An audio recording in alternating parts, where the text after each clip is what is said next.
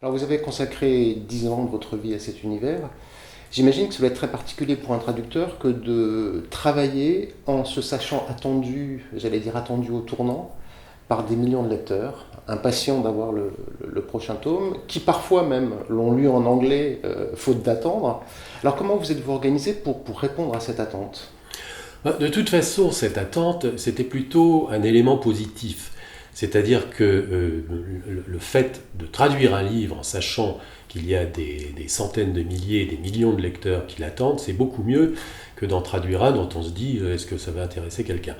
Et cette attente était en fait une force. Pour moi, ça m'a donné une énergie formidable. Alors, bien sûr, je savais qu'on m'attendait, je ne sais quel tournant, d'ailleurs, il y en avait beaucoup, c'était très sinueux comme parcours, et je me disais, bon, de toute façon, il faut prendre les tournants.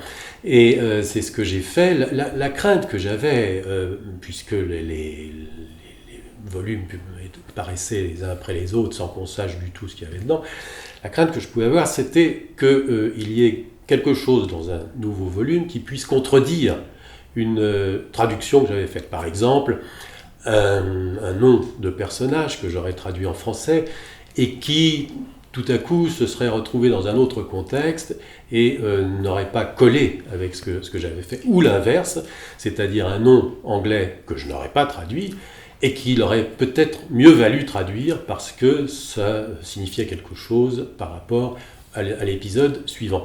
Alors ça créait quand même une certaine appréhension, et à chaque fois qu'un volume paraissait, je me disais, aïe aïe aïe, pourvu qu'il n'y ait pas de problème. Et en fait, il n'y en a pas eu. Tout s'est bien passé, donc j'ai eu de la chance, et je ne suis pas sorti dans le décor, je pense.